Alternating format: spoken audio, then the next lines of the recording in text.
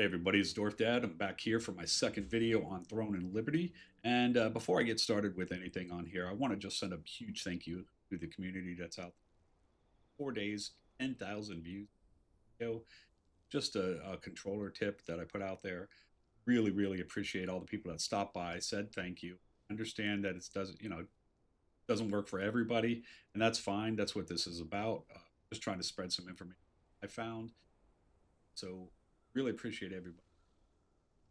Some comments and tell you since that video, I've been trying a bunch of different things. I've created a bunch of different accounts. I've gone on PlayStation, I've gone on PC, I've gone on Xbox. There is a new patch that just came out today on October 2nd for the PlayStation 5 that makes things a little bit better. I noticed a little bit less lag in towns.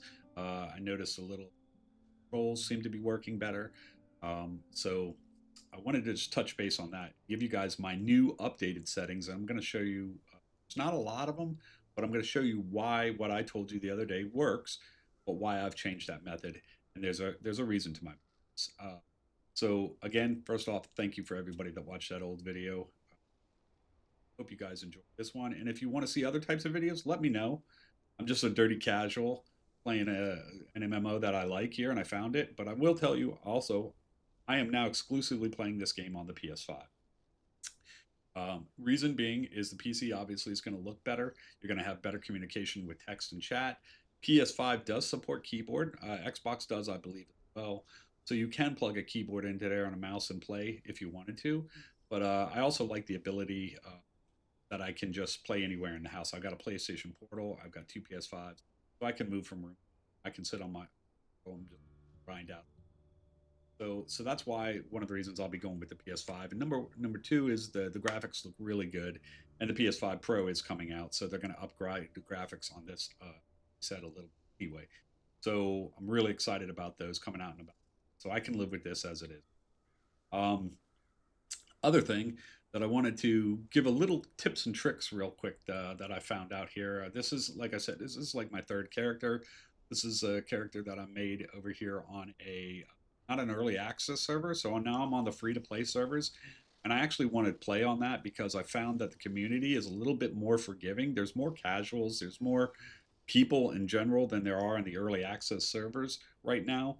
Um, People on the early access servers pretty much are hardcore people and they expect you to know everything, and there's not a lot of patience for people, especially in dungeons, some of the raids. If you don't know what you're doing and you're trying to do a mission, if you do something wrong, they'll just kick you right out of the party and you'll just be left there hanging. I haven't run into that on early access, but obviously this character is only 12, so I'm not even have the ability to do that yet. You got to be level 20 to start doing some of those dungeons. But so far, people seem to be a lot more populated, a lot more willing to work in groups. That mileage may vary. All right, so what I want to do is let's just touch. Oh, I was going to say before I get into the controls again, I apologize. I don't want to be long winded with these videos. Just trying to put it all out there so I don't make 15 different videos giving you little advice here and there. But when you first get in the game, I'm going to recommend that you come right over here from Castleton, and you're going to go right to the very first one, the Golden Ray Pastures. Once you're here, come over here and just try before you start wasting points and doing anything into any of your skill sets. Pick a character, pick the weapon sets that you want to try out, and just go at it for a minute. Just spend 2 or 3 minutes with the base characters or with the base skills, and just see what styles you like and see what flows and fits for you. Um, because you don't want to be wasting a lot of your books and skills on things and all of a sudden get up to level 15 and say, you know what, I'm just not digging this playstyle. There's a lot of guides. I'm not going to go into any kind of guides like that because I'm not going to be the person at this point. Enough about all of them. I have tried out a few classes. I originally started off with a great sword and a staff, and I really liked that because it gave me the ability to cast my magic. Then when they got up close, I was able to just bash them and do massive damage with the sword. Uh, but I've kind of changed, and I found a style that I kind of like here now. It's with the wand and the staff. It gives me the ability to help in parties a lot too. I can heal people. I can heal myself. I can cast curse on things, which make them much weaker, and then I can just laser them with all my staff skills. So it gives me a true magic class, which I'm enjoying right now. So that's just a hint. Just if you're playing PVE, just pretty much make the class that you want and play it, and don't worry about everything else. Don't worry about all these people that are trying to, mid max or min max, um, and that are in super hardcore into all this raids and stuff. If that's what you're into, then yes, you're gonna want to go and find somebody. But again, I'm a dirty casual. Just want to play the game, have some fun, and give you guys some tips along the way. So let's get back into it. So I'm not going to go over it a lot. The last video that I had, and that's on the channel there, you guys can go look at, showed you a way to go into the settings here, and I'll show you real quick what happens. But I have everything back at default, and you can see as I push down on my R3 button, it locks onto the character, the scarab. If I move my stick left or right, this is the default action. You see what it does. So it's going to move my target. And if I start attacking the scarab or any other creature, it's going to then move my attack from one character to the other. And now I've got a mess. I've got 2 or 3 people attacking me all at the same time. So watch this. So I'll shoot that. And then I push to the right. Did you see how it stopped? So I'm just rehashing this. So now I've got 2 different people, 2 different sets of creatures attacking me here. And I don't want to do that. It doesn't hurt you very much at the beginning in the low end games like this or in the low areas.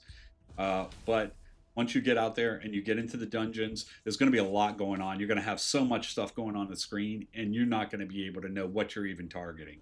So I think that's a bad design. So what I did is I went into the settings here, and I went under controller, and I went under custom, came down, found the set cancel lock on, and I rebound this. Okay, so I went in here, hit the X, and then I said R2 and then R3, so that I made it, and I'm going to say yes. And I made that so that I can now just basically attack anything that's in front of me. And if I move left and right, you see this? Nothing while I'm attacking, nothing will, it doesn't stop. So I can look around and move, and I'm still locked onto my character, and I'm able to fight. That is one way. That's the way that video showed, and that's the way I have been using it. But I listened to some of the comments that were posted below it. I also went in and tried a bunch of other settings, and I've made some changes now. So what I'm going to propose, and the reason that I do that is because, again, once you get into those dungeons and you're fighting and there's so much going on, it's hard for you. You're going to want to lock on to the creature that's there. Okay? This way, now if I attack, oh, let me see, there we go. So what I've done now, though, since then, and I'm going to go to the settings, I'm going to go on to the gameplay, and I'm going to go to camera, okay? I'm going to go drop down here, and I'm going to turn off camera rotation disabled when locked on, all right? So it's kind of confusing when you read that. It just says camera rotation is disabled when locked on. Okay, so that makes, when I first saw that, I thought, what does that mean? That means I can't look left or right. I'm locked totally in. And so what I'm going to do here is I'm going to go back under my controller settings. Sorry, I'm going to go back to my presets. I'm going to go to custom, and I'm going to reset that. I'm going to reset it back because I want to leave it as it was default. So the only change that I really made is now I went under gameplay, I went under the camera, and I turned that camera rotation off. This allows me to, once again, push my R3. So I can do that anywhere.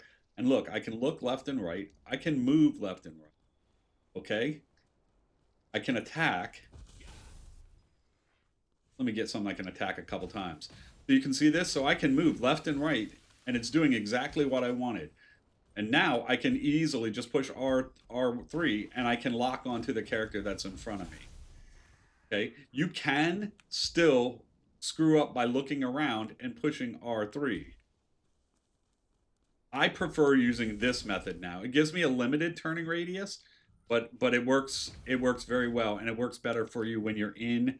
So I have the ability to lock on. I can look around. I can target things much easier, and now I can attack without having to worry about drawing 5 or 6 different mobs over to me. So that is the change that I make. The other thing that I've gone in through here is I notice it's a little bit slow with turning. So I've come up with for me again something that works, and it's going to be under camera again. It's going to be horizontal camera rotation. I set that up to about 70. You can do it to set. I can set it about 75 for my horizontal, and vertical. I always keep it a little bit slower because I always want to turn left and right. I don't need to zoom up and down like that and lose where I'm at and focus on the screen. So I always have my horizontal rotation a little bit faster so that I can move left and right faster, and then I can slow down. I do that in Call of Duty as well because it's just how my brain works. Don't use camera smoothing. That is turned off. You can do the camera rotation is disabled with lock on. You can put that back on if you want. I I, I feel that this gives me much better control, especially when you get into larger mob areas. So this is the recommended way that I would recommend people play this right now. You can see now I can go left and right faster. I can lock in. I can do my attacks. I can jump.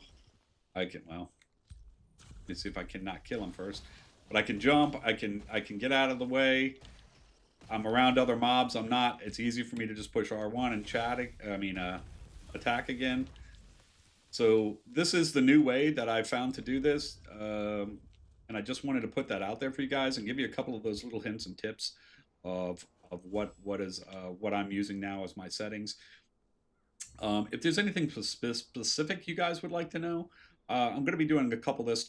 I'm going to do another video that's going to just go over all these settings in here because it is kind of confusing, especially if you've not played this game before. A lot of things you don't understand. I still don't understand everything, but I'm going to go through it and show you guys what I found. But I just wanted to take a second and just tell you guys these are the new video controller settings I'm using for PlayStation. Um, Works on PC. It does also work on Xbox. So I hope you find this video is good, and appreciate all the support. And guys, let me know what you want to see, what kind of videos you want to see after this. All right, thanks guys. Peace out.